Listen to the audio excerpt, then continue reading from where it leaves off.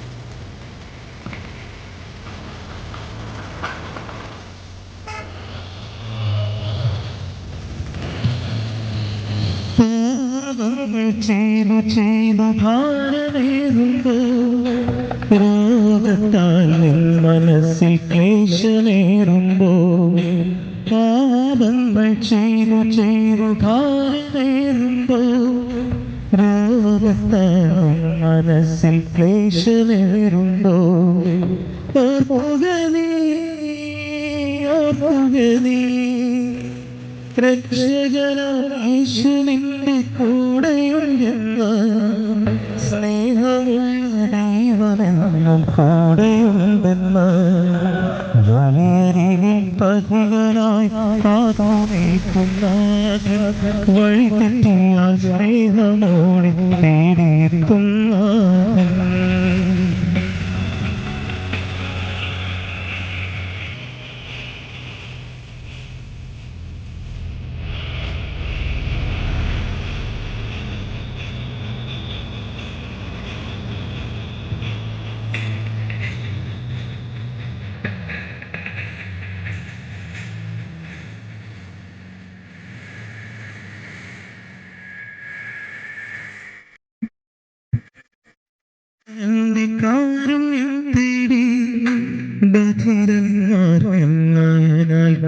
കേൾവിയുമായി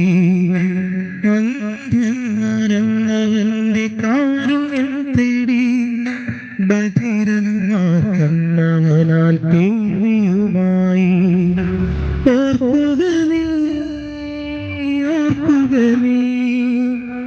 പാപികളെ തേടി വന്ന നാഥനുണ്ടെന്ന് മരിച്ചുയർന്നുണ്ടെന്ന് കഥകളായി കാത്തുണർത്തുന്ന വഴി തെറ്റിയാൻ സ്നേഹമോടെ തേടിയെത്തുന്ന അങ്ങനെ കാണും നേരം ചോരെ സ്നേഹമോടിച്ച് ഉണർത്തിയുണ്ടായിരിക്കുന്ന അങ്ങനെ കാണും നേരമോടിത്തും ചാരെ സ്നേഹമോടിച്ച് ഉണർത്തിയുണ്ടായിരിക്കുന്ന കഥകളായി കാത്തുണർത്തുന്ന വഴി തെറ്റിയാൻ സ്നേഹമോടെ തേടിയെത്തുന്ന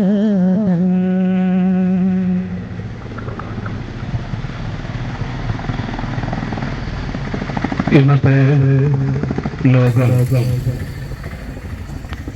നമ്മളെ ഭീതിപ്പെടുത്തുന്നതാണ്, ഭയപ്പെടുത്തുന്നതാണ്. എന്താണ് ഇങ്ങനെ സംഭവിക്കുന്നതെന്ന് നാം ചിന്തിക്കാത്ത നിമിഷങ്ങളില്ല. എന്നാൽ ഇതിന് കാരണം എന്താണെന്ന് പലർക്കും കണ്ടെത്തുവാൻ കഴിയുന്നില്ല. ഈ പ്രസംഗം എന്തിനാണ് ഇവിടെ നടക്കുന്നത് എന്ന് പലരും ചിന്തിക്കും. ഒരു കാലത്ത് ഞങ്ങളും ചിന്തിച്ചതാണ്, ഇതുപോലുള്ള കവല പ്രസംഗങ്ങൾ ഒരു പ്രയോജനമില്ല എന്നൊക്കെ ഞങ്ങളും ചിന്തിച്ച് പുറന്തള്ളിയ സമയങ്ങളുണ്ടായിരുന്നു. എന്നാൽ ഞങ്ങളെ മാറ്റിയത് ഇതുപോലുള്ള കവല പ്രസംഗങ്ങളാണ്.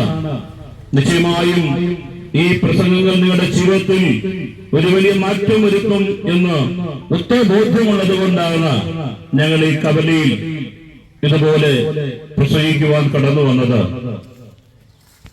അതിന് തെളിവായി ഇന്ന് ഇതുപോലെയുള്ളതായ പ്രസംഗങ്ങൾ മുഖാന്തരം ജീവിതത്തിൽ മാറ്റം വരുത്തിയ ഒരു അനുഭവ സാക്ഷ്യവും ആ മാറ്റം വരുത്തിയ മാർഗത്തെക്കുറിച്ചും നിങ്ങൾ അറിയിക്കുവാൻ ഞങ്ങളുടെ സ്നേഹിതൻ ഇഗ്നേഷ്യസ് പാല ഞങ്ങളുടെ ഒപ്പമുണ്ട്. പ്രിയ സാറ് തന്റെ അനുഭവ സാക്ഷ്യങ്ങൾ നിങ്ങളുടെ അറിയിക്കുന്നതായിരിക്കും. അതിനായി നിങ്ങൾ സാറിനെ ക്ഷണിക്കുന്നു.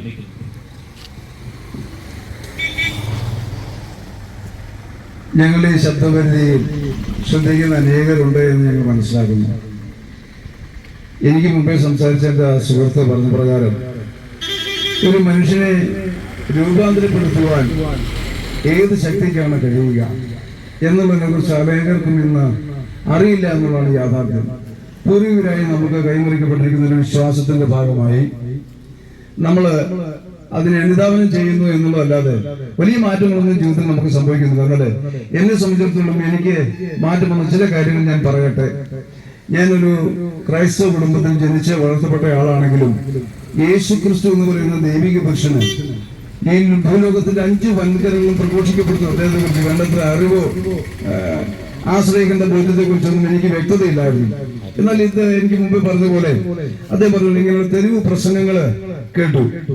അങ്ങനെ കേട്ടപ്പോഴും യേശു ക്രിസ്തു എങ്ങനെയാണ് ഒരാളിനെ മോചിപ്പിക്കാൻ കഴിയാന്നുള്ളതിനെ കുറിച്ച് ഞാൻ ആഴമായിട്ട് ചിന്തിക്കാൻ തുടങ്ങി. എന്നെ സംബന്ധിച്ചിടത്തോളം എന്റെ നല്ല യൗവനകാലത്തില് ഞാൻ ചുമ്മാ പറയല്ല, എന്നെ കേൾക്കുന്നവർ മനസ്സിലാക്കാൻ വേണ്ടി പറയുകയാണ്. ഞാനൊരു വൈദ്യശാസ്ത്രത്തിന്റെ പിൻബലമായി ആശ്രയിച്ചിട്ടില്ല. എന്നെ കർത്താവായ യേശു ക്രിസ്തു രൂപാന്തരപ്പെടുത്തിയ കാര്യമാണ്. എന്റെ ദുശ്ശീലങ്ങൾ എന്ന് പറയുന്നത് നിങ്ങൾക്ക് ആർക്കും ഇമാജിൻ ചെയ്യാൻ പറ്റുന്നതല്ല. കാരണം കഞ്ചാവ്, ചരസ്, ബ്രൗൺ ഷുഗർ കൂടാതെ വാറ്റ് ചാരായം മുതൽ VIPs കഴിക്കുന്ന സ്കോച്ച് വിസ്കി കഴിക്കുന്ന ഒരു വ്യക്തിയായിരുന്നു. മാതാപിതാക്കൾക്ക് വിധേയപ്പെടാത്തൊരു വ്യക്തിയായിരുന്നു. സമൂഹത്തിൽ ആർക്കും വിധേയപ്പെടാത്തൊരു വ്യക്തിയായിരുന്നു. അനേക തിന്മകളോട് സഞ്ചരിച്ച് ഞാൻ ആരെയും ബഹുമാനിക്കാതെ എന്റെ തന്നിഷ്ടപ്രകാരം ജീവിച്ചു പോകുന്നു. കാരണം അങ്ങനെ ജീവിക്കത്തക്ക നിലവാരമുള്ള ഒരു കുടുംബത്തിൽ ജനിച്ചു വളർത്തപ്പെട്ട ആളായതുകൊണ്ട് ഞാൻ ഒന്നിനും നോക്കിയിരുന്നില്ല. എന്തെങ്കിലും ബുദ്ധിമുട്ടെന്ന് കഴിഞ്ഞാൽ അതിന്റെ പരിഹാരം നിവർത്തിക്കായിട്ട് എനിക്ക് എന്റെ വീട്ടുകാരുണ്ട്, സുഹൃത്തുക്കളുണ്ട്, അവരെല്ലാം അതിന്റെ കാര്യങ്ങൾ നീക്കിക്കൊടും. എന്നിരുന്നാലും ഞാനിങ്ങനെ ഒരു നിഷേധിയായിട്ട് ജീവിക്കുന്ന കാലഘട്ടത്തില് ഇപ്രകാരമുള്ള പ്രശ്നങ്ങൾ കേൾക്കുമ്പോൾ എനിക്ക് വളരെ പുച്ഛം തോന്നിയിട്ടുണ്ട്. എങ്ങനെയാണ് യേശുക്രിസ്തു എന്ന് പറയുന്ന ഈ പുരുഷൻ, ഈ ദൈവിക പുരുഷൻ ഒരു മനുഷ്യന് മോചനം നൽകുന്നത് എന്നുള്ളതിനെ കുറിച്ച് ഞാൻ പതുക്കെ ക്രമേണ ചിന്തിക്കാൻ ആരംഭിച്ചു. വൈദ്യശാസ്ത്രത്തിന് പറ്റിയിട്ടുള്ള എന്റെ മദ്യമയക്കുമരുന്ന് യോഗത്തെ നിർത്താൻ വേണ്ടി, മറ്റെന്റെ മതവിശ്വാസങ്ങൾക്ക് പറ്റിയിരുന്നില്ല എന്റെ ദുശീലങ്ങൾ നിർത്താൻ വേണ്ടി. പക്ഷെ എങ്ങനെയാണ് യേശുക്രിസ്തുവിന് കഴിഞ്ഞു എന്ന് ചോദിച്ചാൽ എനിക്കൊരു കാര്യമേ പറയാൻ കഴിയുള്ളൂ. കാരണം ജീവിതത്തില് ആശ്രയിക്കാൻ കഴിയുന്ന ഒരു നല്ല ദൈവിക പുരുഷൻ കർത്താവായ യേശുക്രിസ്തു മാത്രമാണ്. കാരണം ആ ദൈവിക പുരുഷനെ കുറിച്ച് മാത്രമാണ് 2000 വർഷങ്ങളായിട്ട് തെരുവ് തോറും ഇങ്ങനെ ഘോഷിക്കപ്പെട്ടുകൊണ്ടിരിക്കുന്നത്. മറ്റാരെ കുറിച്ചും ഇതുവരെ പ്രസംഗിക്കപ്പെടുക എന്നൊക്കെയുള്ള യോഗ്യമായിരിക്കുന്ന ഒരു വ്യക്തിയെ നമുക്ക് കാണാൻ കഴിഞ്ഞിട്ടില്ല, കണ്ടെത്തിയിട്ടില്ല. കാരണം ലോക ചരിത്രത്തെ പോലും വിസ്മയിപ്പിച്ചിരിക്കുന്ന ഒരു ചരിത്ര സംഭവമാണ് യേശുക്രിസ്തുവിന്റെ മരണപുനരുദ്ധാനം എന്നുള്ളത്. അങ്ങനെ മരണപുനരുദ്ധാനം ചെയ്ത യേശുക്രിസ്തുവിന്റെ വാക്കുകളെ കുറിച്ച് മനസ്സിലാക്കുവാൻ ഞാൻ ക്രമേണ ബൈബിൾ എന്ന് പറഞ്ഞ ഗ്രന്ഥത്തെ കുറിച്ച് ഞാനൊന്ന് ചിന്തിക്കുകയും അത് ക്രമേണ വായിക്കാൻ ആരംഭിക്കുകയും ചെയ്തപ്പോൾ യേശുക്രിസ്തു എന്ന് പറയുന്ന ദൈവപുരുഷൻ സാക്ഷാൽ ദൈവമായിരുന്നുള്ള വ്യക്തമായ ബോധ്യം എനിക്ക് വന്നു.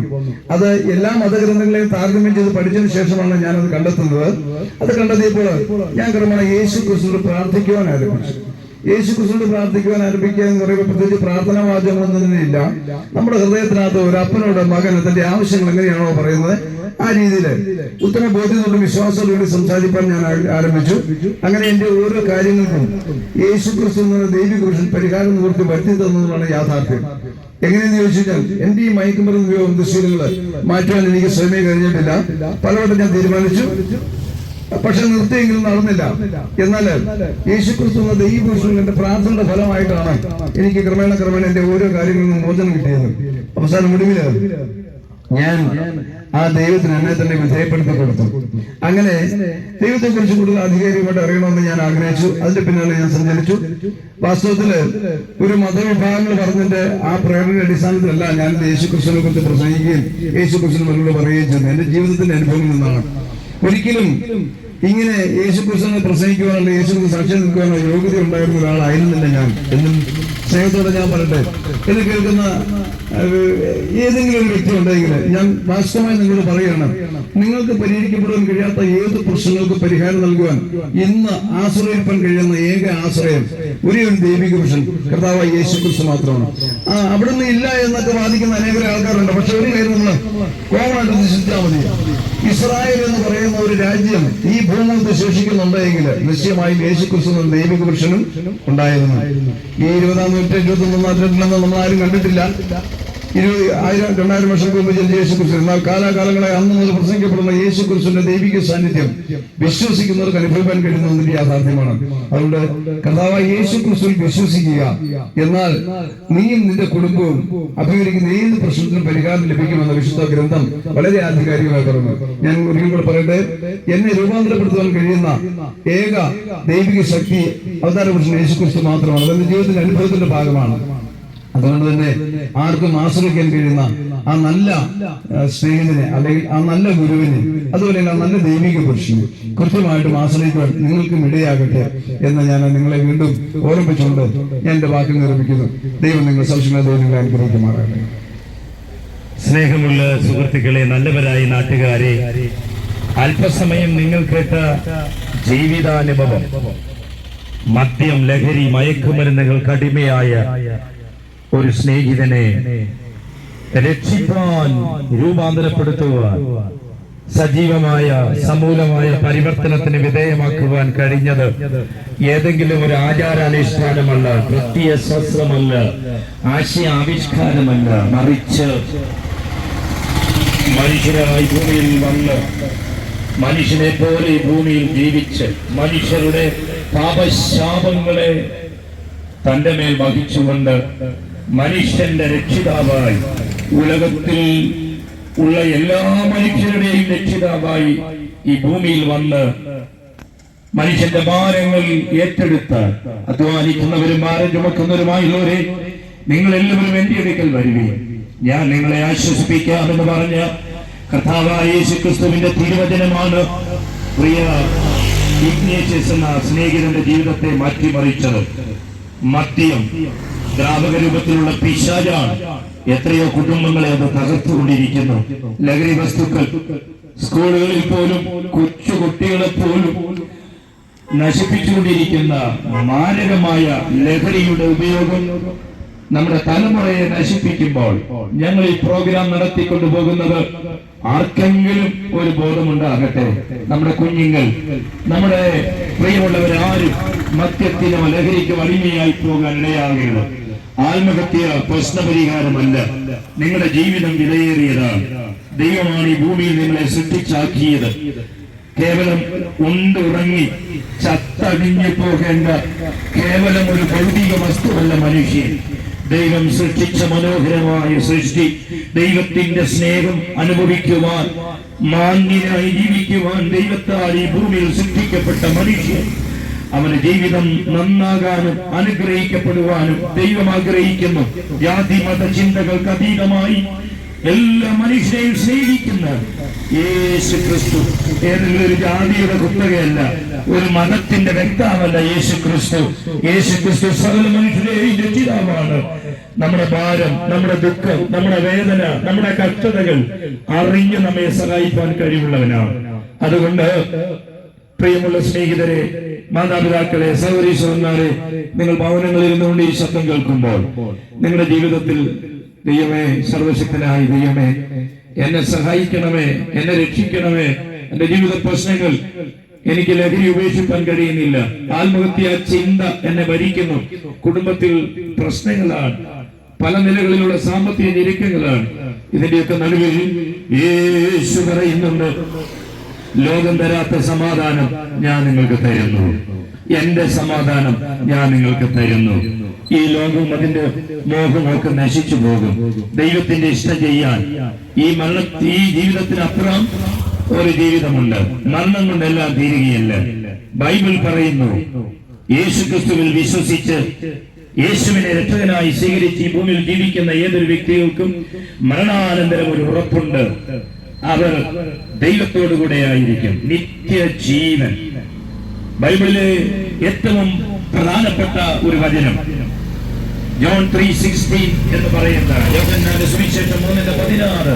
അതിങ്ങനാണ് വായിക്കുന്നത്: തന്റെ ഏകജാതനായ പുത്രനിൽ അഥവാ യേശു ക്രിസ്തുവിൽ വിശ്വസിക്കുന്ന എല്ലാവരും നശിച്ചു പോകാതെ നിത്യജീവൻ പ്രാപിക്കേണ്ടതിന് ദൈവം യേശുവിനെ നൽകുവാൻ തക്കവണ്ണം ലോകത്തെ സ്നേഹിച്ചു.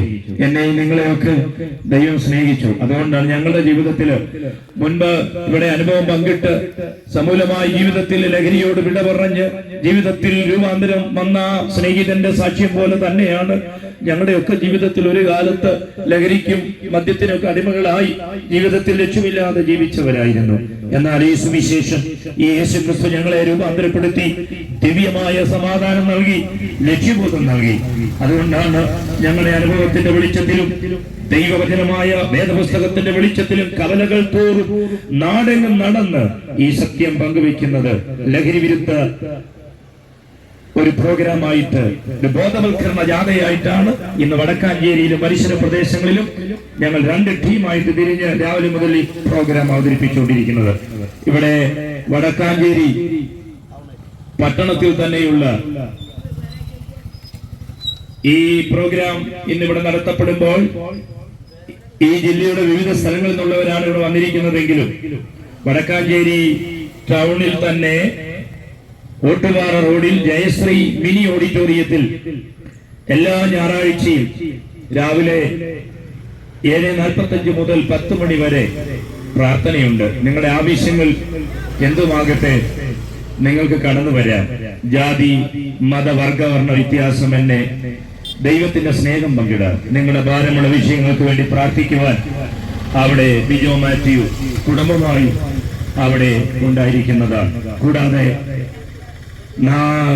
തിങ്കളാഴ്ച മുതൽ ഒരാഴ്ച ഈ പറയുന്ന ഓട്ടുപാറ റോഡിൽ ജയശ്രീ മിനി ഓഡിറ്റോറിയത്തിൽ വെച്ചുള്ള രാവിലെയും വൈകിട്ടുമുള്ള പ്രത്യേക മീറ്റിംഗുകൾ ഉണ്ടായിരിക്കുന്നതാണ്.